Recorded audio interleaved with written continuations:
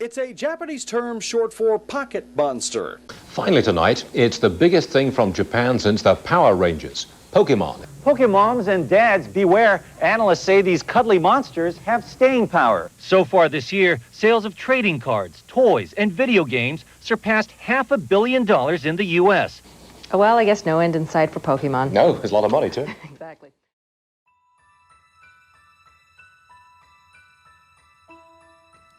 For over 25 years, Pokemon has been a titan in the gaming industry and beyond. Pokemania swept the world and captured the minds of every 10-year-old and the wallets of their parents. Everything from the anime and the first movie, which made over 10 million on its Wednesday opening day, and the trading card game, with some cards now being very valuable. Pokemon became a household name and very quickly became an unstoppable craze that held up over the early 2000s. Today, Pokemon is still the most profitable gaming franchise in the world that has a devoted fandom. Every piece of media has its fandom, which is a group of people that come together to really enjoy the piece of media that they are engaging with. This can be forms of artwork, original pieces of music, or anything in between. The pioneer of this word, fandom, was a man called Henry Jenkins, who is an American media scholar and a Provost Professor of Communication, Journalism and Cinematic Arts. He states that fandom theory can be defined as fans that are devoted followers of media texts and who actively engage with the products to construct their own meanings and interpretations beyond the original message. This means that if someone sees a piece that they like, draws some artwork, shares it with other people that like the same thing, they're part of that fandom. He actually stated that people come together over the same things and then develop communities and other such projects. A good example of this is Pokemon Brick Bronze, which was a fan-made Pokemon game on the popular children's game Roblox. It's unfortunately unavailable now as the developers have shut it down, but when it was at its peak, it was a very popular game amongst the community. And in fact, people could argue that it was better than some main series games. I've seen some arguments online in some Reddit forums that have said that Pokemon Brick Bronze is better than Pokemon Sun and Moon, which was really interesting to see people come together and say that a fan-made game was better than the main series. Similarly, the VGC and Pokemon World Championships allow people from all over the world to come together and watch professional Pokemon players duke it out in competitive battles that allow them to earn real money and status within the wider community. Having played a bit of VGC competitive myself, I know the amount of work it goes into taking it. You know, you have the Pokemon card game, you have the main series games, and Pokemon Go recently got added to the VGC lineup as well. But it's really fun to see people coming together and enjoying the really competitive aspect of what is essentially a glorified rock, paper, scissors game at the end of the day. So we can thank Henry Jenkins for really defining what a fandom is. Oh my god, is that a shiny? What? Oh my, okay, what? No way, no way. No, oh my god, we need to catch this right now. Oh my god, we need to catch this right now. Oh my god, full odds shiny. No way. Okay, spam A.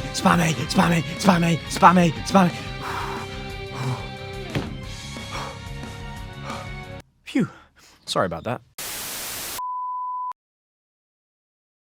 The first real fracture, lol, in the Pokemon community was in 2013 with the release of Pokemon X and Y. Pokemon X and Y released for the 3DS and were the first 3D games in the series. Fans across the internet were really excited to see this fresh take on the Pokemon series and actually see what these new game mechanics had to offer. When the game released, however, reviews were incredibly mixed. Some praising the open world aspect, some praising the 3D aspects and the sprites, others saying that the game had a lack of story, which I will agree with. The game felt very rushed when I played it, even though X and Y are my favourite games in the series personally. The other thing were the sprites. You had these lovely, gorgeous 2D sprites that really brought these Pokemon to life. An example of this is Typhlosion. Look at this sprite. This sprite is amazing. It's beautiful, it gives the Pokemon life. And then they do this to it. Oh! Ew! Dude! What the fuck? This is disgusting. What is this? This is not a Pokemon. This is terrible. I hate it. And so did a lot of the community. A lot of Pokemon looked washed out, looked very, very discolorized and just lifeless, really. And lots of people hated that. But despite this, the games have got really good sales. The reviews didn't get much greater with the release of Pokemon Sun and Moon and their sequels Ultra Sun and Ultra Moon in 2016 and subsequently 2017. Having owned both of those games as well, I can confidently say that I agree with the community. I used to be blinded by nostalgia and say that these games were really fun, but looking back, they're really boring past the main story. There's nothing to do. And Ultra Sun and Ultra Moon added lightly onto that. They had a new Pokemon that they focused on, but at the end of the day, it was the same game, just carbon copied for 40 quid. It was not very fun. And the reviews definitely reflect that. In 2018, Pokemon released their first games for the Nintendo Switch, in Pokemon Let's Go Pikachu and Let's Go Eevee. These games, to be fair, were really fresh and fun, adding a lot of the Pokemon Go aspects into a main series game. You had to use your Joy-Con to catch Pokemon, you had to have a Pokepark, they had combat powers, which was a Pokemon Go related thing. But again, the game it was just a Kanto remake, and we had those back in like 2009 with Pokemon Fire Red and Leaf Green. And I think the community was just tired of stale games. The only thing I think that was fun for everybody was the shiny hunting, because yeah, that game was pretty fun for shiny hunting. Game Freak didn't seem to listen to the community. It seemed like they just released something on a set release date, they had no time to work on the quality of their games, and it showed in player numbers that went down, and the community fractured apart. And many people considered Pokemon to be a dead franchise. This all changed in 2019, however, with the release of Pokemon Sword and Shield. Everyone thought it was just going to be a new Pokemon game, the same boring story, which, to be fair, originally Pokemon Sword and Shield did also have a very bland story. The thing that attracted a lot of players were the first open world aspects to a Pokemon game ever.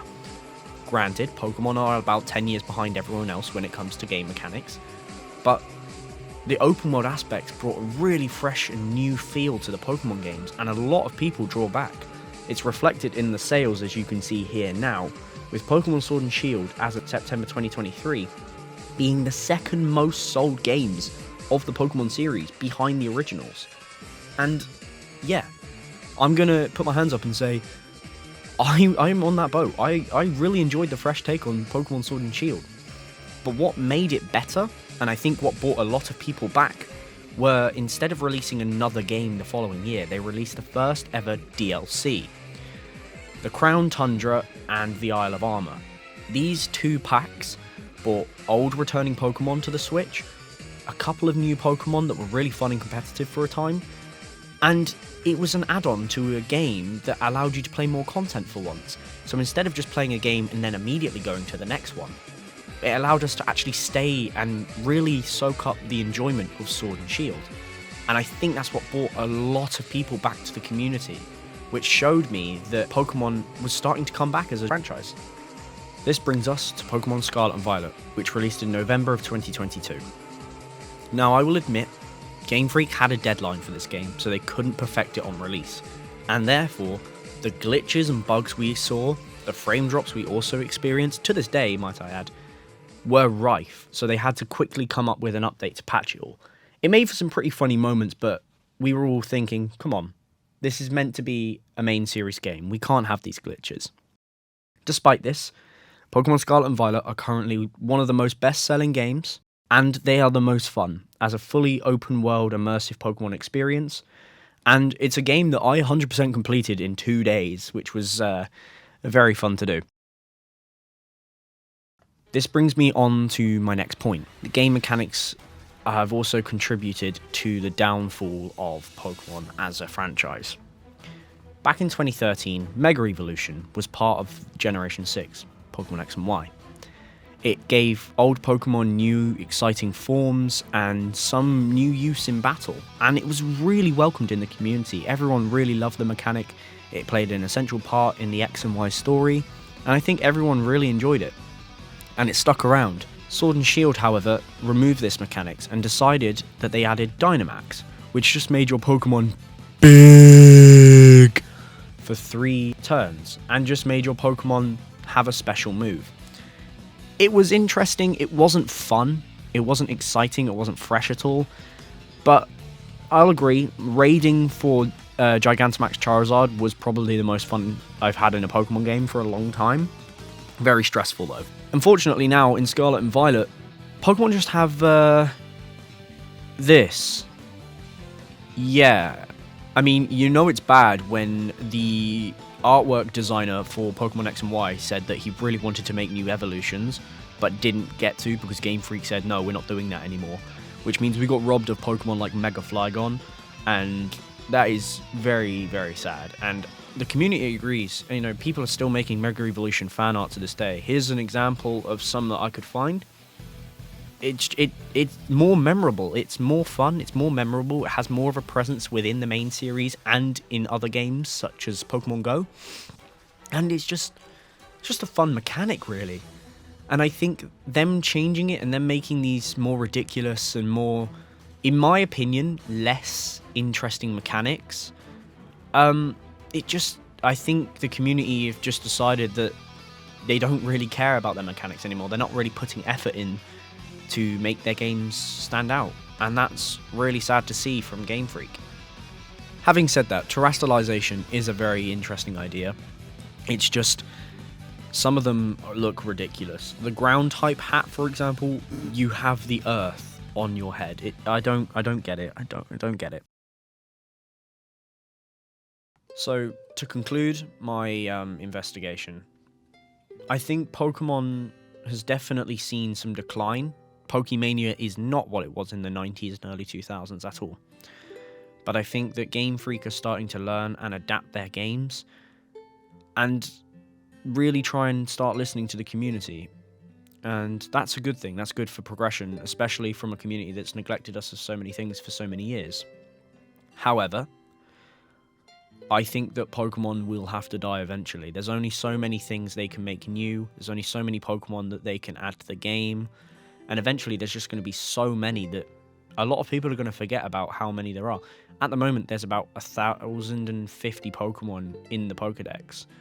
10 years down the line, that could be like 4,000. It's ridiculous. It brings me to the end of my argument and my conclusive point. I think Pokemon, as a franchise, is not what it was. And I think that it might be time to say goodbye in the next few years.